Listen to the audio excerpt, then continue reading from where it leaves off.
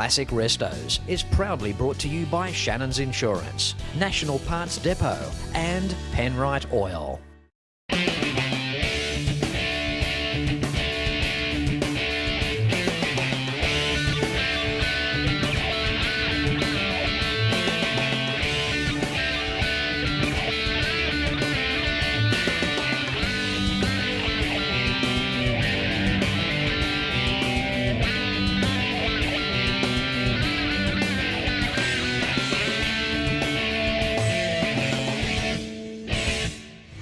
Hello and welcome to another exciting episode of Classic Restos. Of course not possible without the continued support of my major sponsors, Shannons Insurance, National Parts Depot, based in the United States of America, and it's a big warm welcome to Penrite Oil, my latest acquisition to join the family of sponsors for Classic Restos. Before I go any further, how good are Shannons Insurance? In fact, this return trip to the United States has been made possible from their ongoing support, but they're also around to help you as well. When you get a chance, why not pick up the phone and give Shannons a call on 134646. Shannons offer us just so much more. You can also visit Shannons online at shannons.com.au, and while you're there, sign up and become a member of the Shannons Club. And Classic Restos has obtained one of the largest global parts supplier to make your American Ford or GM restoration easy. You can contact them for a catalogue and they ship to Australia and New Zealand every day. And my latest major sponsor to Classic Restos just happens to offer us the finest in oil and coolants. They've been established since 1926. They're a family business and they're Australian owned. What a sensational brand and equally a sensational product, and I am proud to have them on board. For more information on any of the major sponsors, see more at classicrestos.com.au.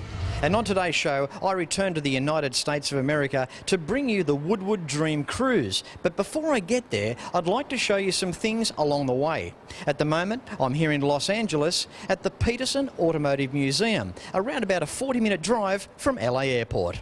How cool is this? United States of America, Los Angeles, and this, the Petersen Museum. If there's one thing that we all have in common, especially in Southern California, it's the automobile. To some, the automobile is an appliance, but to us, it's a passion. The two unique features that separate the Petersen Automotive Museum from other automotive museums is the streetscape diorama and the rotating exhibit spaces. It keeps the opulence of the museum fresh, assuring that visitors keep coming back.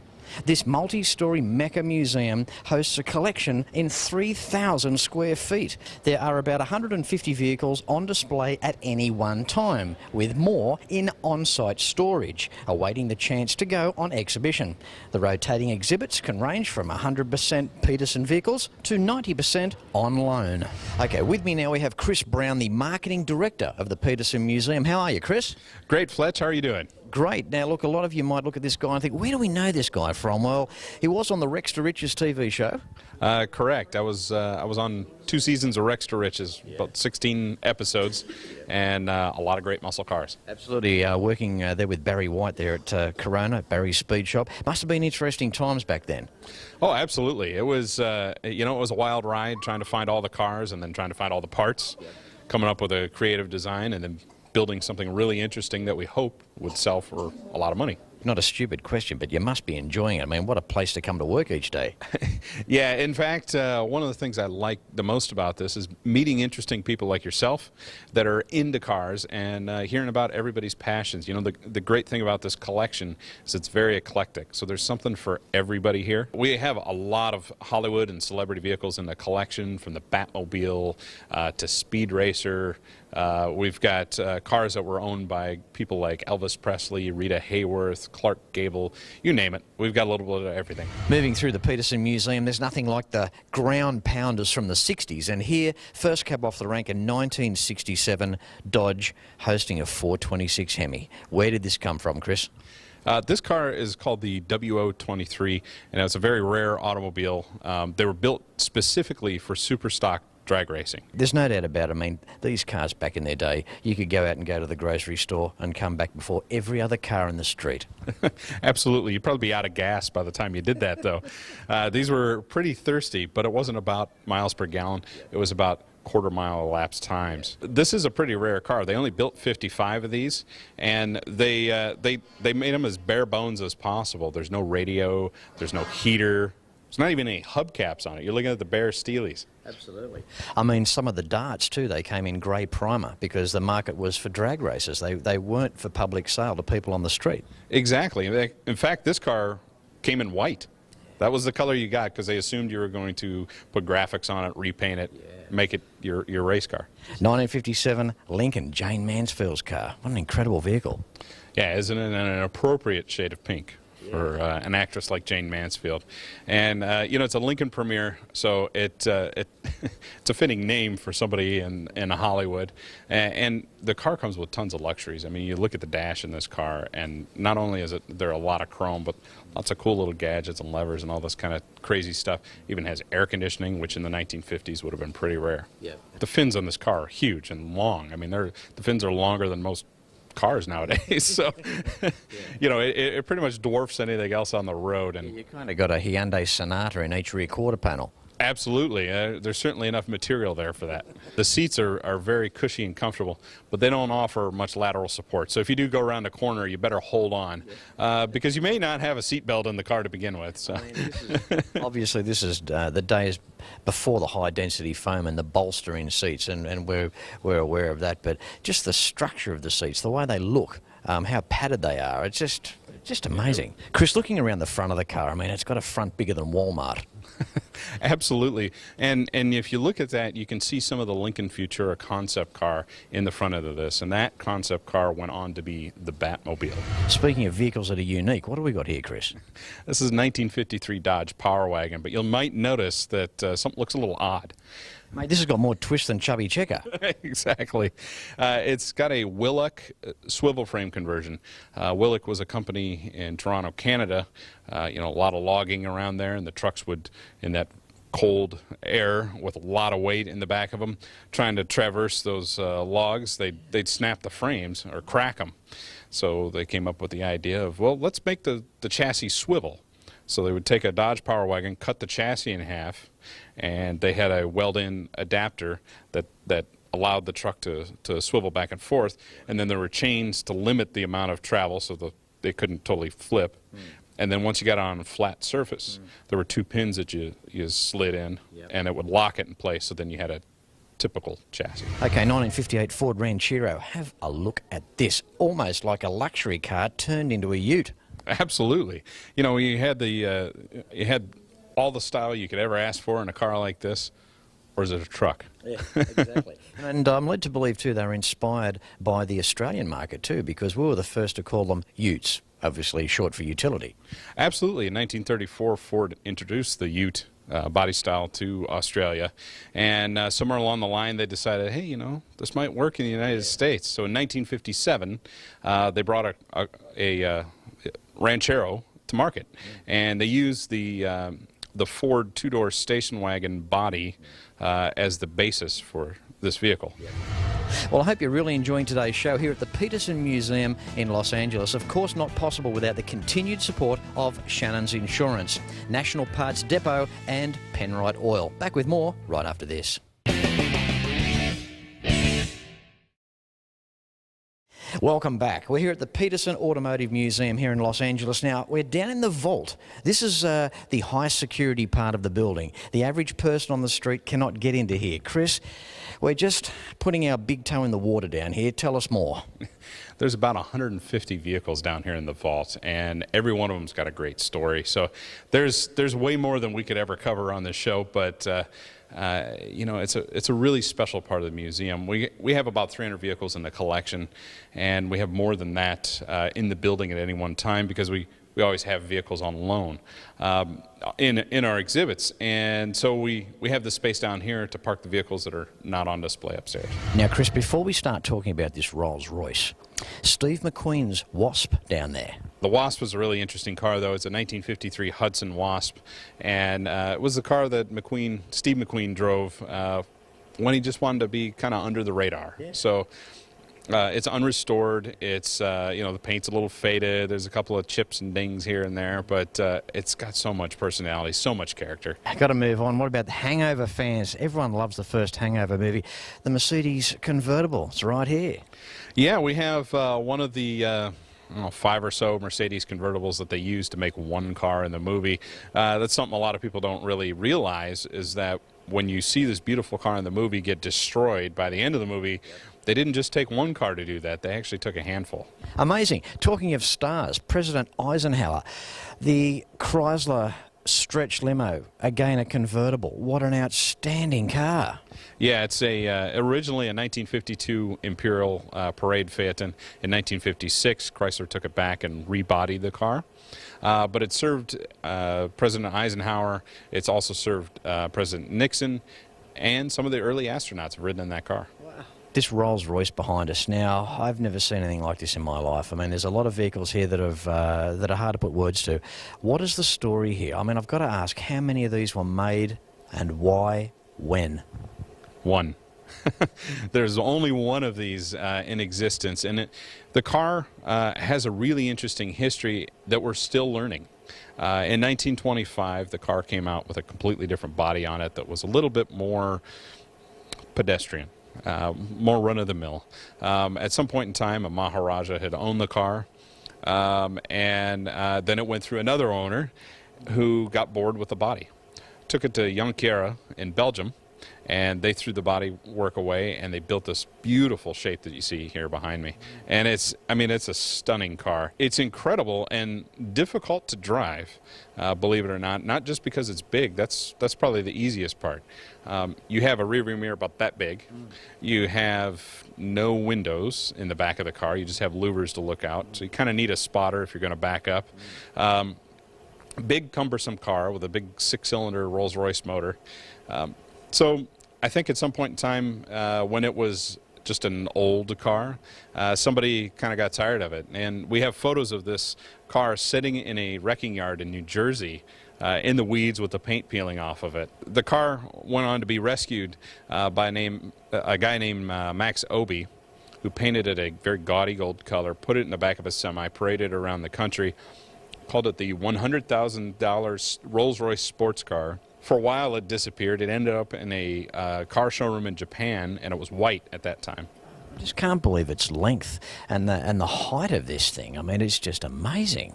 Yes, yeah, it's 22 feet long, from the raked radiator grill all the way back to the end of that tail fin, and it's just so immense. It commands a presence wherever it goes. Chris, I just want to thank you so much for being on today's show. The beginning of the American editions, making our way through to the Woodward Cruise in Detroit. You've come in on a Saturday. What can I say, mate? Thank you very much. Well, thank you, Fletch. Anything for Classic Restos. We're proud to be on the show. And, if you want to find out more information about the museum, visit our website. It's petersen.org. It's Petersen.org. A real pleasure to meet you. Thank you. Thank you, Fletch. Good seeing you. I hope you're really enjoying Classic Restos. The DVD boxed sets, along with other Classic Restos merchandise, can be found at classicrestos.com.au. And while you're there, check out the major sponsors as well. Hope you're enjoying today's show. Back with more in just a moment. Well, we've left Los Angeles, and here we are in Ypsilanti, Michigan. And we've got Bill here, the director of the board to a once was Hudson Dealership and now museum. How are you, Bill? Pretty good, Fletch. Glad to have you guys here. Thank you very much. Couldn't knock this opportunity back. What a sensational old building. Tell us a little bit about the history here. Yeah, the building was built in the early 1900s and became a Dodge dealership in 1917, shortly after John and Horace started Dodge Motor Car Company. We were the first Dodge dealership outside of the city of Detroit. Became a Hudson dealership in 1933 and continued as a Hudson dealership until Hudson went out of business in 1957. And then the son of the proprietor continued selling Hudson parts, used Hudsons, and other used cars until the museum building became a museum in 1996. It really became a museum in an effort to preserve the rather very original Hudson dealership. I think it's amazing how Hudson survived. I mean, let's face it, they had some incredible competition by the big three. Yeah, but Hudson didn't do badly itself. In 1929, it was third in sales, right behind Ford and Chevrolet. So they did all right all by themselves. Isn't it good to hear what you would kind of call, I guess, an underdog just hold itself so well in the marketplace back then? Yeah, well, they did so. They were competitive in NASCAR racing in the 1940s, which boosted them through the 40s and early 50s. They also had a couple other models that they brought out. The Hudson car was a little higher priced than Ford and Chevrolet, but Hudson has the wisdom to bring out a car called the Terraplane that competed with Ford and Chevy back in the 1930s. So they're a pretty adaptive company. Just give us a quick run through of the types of cars that you can find here when you're lucky enough to visit this museum. What have we got here, Bill? Yeah, we're really trying the automotive history, telling the automotive history of the Ypsilanti area. And it all began after World War II with the founding of the Kaiser-Frazer company that occupied our bomber plant. So we've got Kaisers and Frazers built from 47 to 1953 here. And then Preston Tucker lived here in Ypsilanti and had his workshop behind his house here in town. And before he moved to Chicago and bought a factory in Chicago, he did all of his work here in Ypsilanti. And we don't have an original Tucker. There's only 49 of them left. And the last one tried an auction for $1.5 million and didn't sell. But we do have a fiberglass Preston Tucker car that was in the movie Tucker on display. And from the distance, it looks like the real thing. Well, it'll do me because, I mean, the Tucker, what an amazing car. And getting back to how tough business was back then, competing against the big three, Preston Tucker had some fantastic ideas. He had seatbelts, safety features, fuel injection. He wanted a torque converter on each wheel. There's a whole plethora of stuff he wanted to incorporate into the car. He just got knocked out of the ring. Yeah, actually, probably the biggest problem he had, he was a little bit short of funds. And he did some fundraising technique to try to generate money. And the U.S. government got concerned about some of the fundraising efforts, and that sort of led to his demise. But yes, a very innovative man. Bill, wonderful catching up. Thank you so much. This is a Sunday afternoon here, and Bill's coming. And these guys are wonderful when you come over to the United States. They open the doors for you, and they'll show you things that you just don't see every day. And Bill, thank you very much. Yeah, thank you, Fletch. If you'd like to do a Detroit tour and see the beautiful surrounding areas of Detroit, events, museum, of course, the Woodward Cruise. We're taking expressions of interest now for 2014 for a Fletch tour. Send me an email via classicrestos.com.au. Ypsilanti, Michigan, the once was heartbeat, the nerve centre of a productive nation. I am standing in the very last Hudson Dealership building, still standing here today in all of its exuberant glory. Here's a little bit about what you'll find when you walk into this amazing historic landmark. The Tucker 48 had 67 safety features designed into the automobile when the rest of the industry practically ignored safety. The Tucker's 48 engine and drivetrain were together in the rear, similar to modern automobiles with the engine and drivetrain together in the front. 51 Tucker 48s were assembled, 49 survive. Recently, $1.5 million did not reach the minimum bid for a Tucker at auction, and Preston Tucker died in 1953.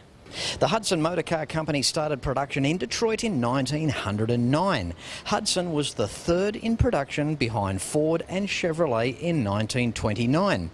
The step-down designed Hudson was introduced in 1948. This body design placed the passenger compartment down inside the perimeter of the frame. That body became the fabulous Hudson Hornet in 1951 and dominated NASCAR racing until 1954. The Ypsilanti Automotive Heritage Museum features the last original Hudson dealership in the world. The first Kaiser and Frazer cars were launched for the 1947 model year and featured the first true post-war sheet metal with fender lines that ran from front to rear. Features included aluminum alloy pistons, an automatic choke, double-acting hydraulic brakes, independent suspension, curved rear window and a fresh air heater. The Traveller line of cars featuring an early hatchback design which converted a family sedan to a pickup van was introduced in 1949. Kaiser Fraser second generation style was introduced in 1951. Also in 1951, a low-priced compact car called the Henry J was introduced. A rebadged Henry J called the Allstate was sold by Sears and Roebuck department stores. The Kaiser Darren sport car with a fiberglass body was designed in 1952. It featured a sliding door and unfortunately was powered by the Henry J six-cylinder engine. A total of 435 were built by the time production ended in 1954. The final year for Kaiser in America was 1955. The first generation Chevrolet Corvairs were built at Willow Run from 1960 through to 1964. All Corvairs featured six-cylinder horizontal opposed air-cooled engines with the transmission installed in the rear. Ralph Nader published his book Unsafe at Any Speed, critical of the handling of the Corvair in 1965. The second generation of Corvair was built at Willow Run from 1965 to 69, and styling was influenced by the Corvette Stingray.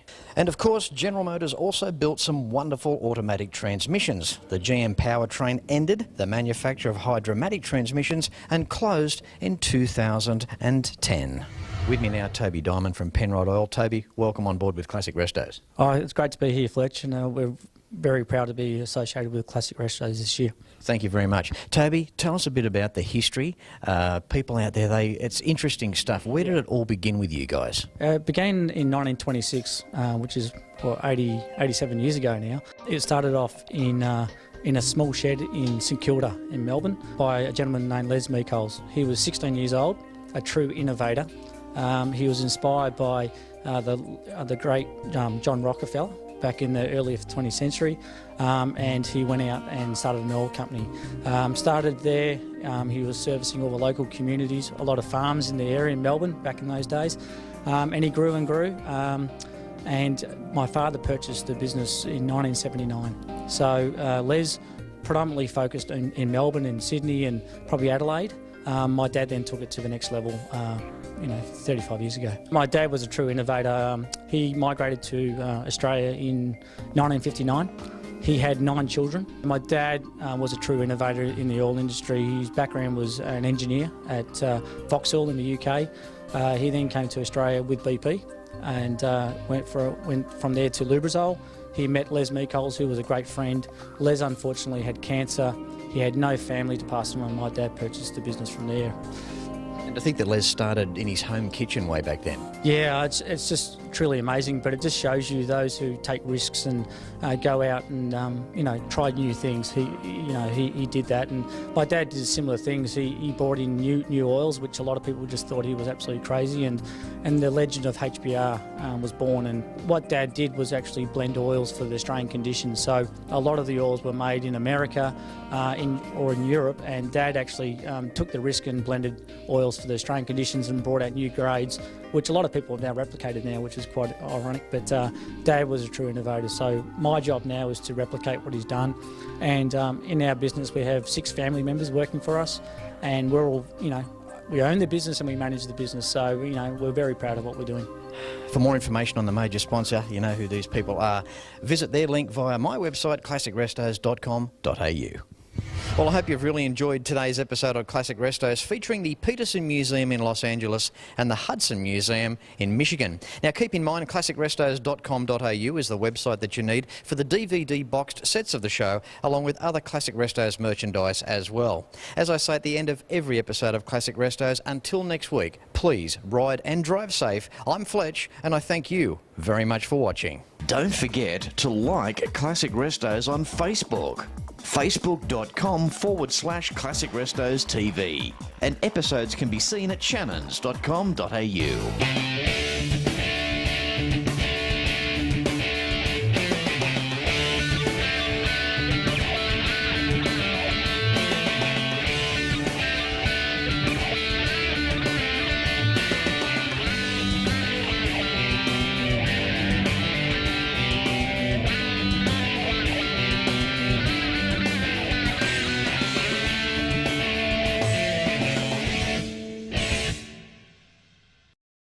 Classic Restos is proudly brought to you by Shannons Insurance, National Parts Depot and Penrod Oil.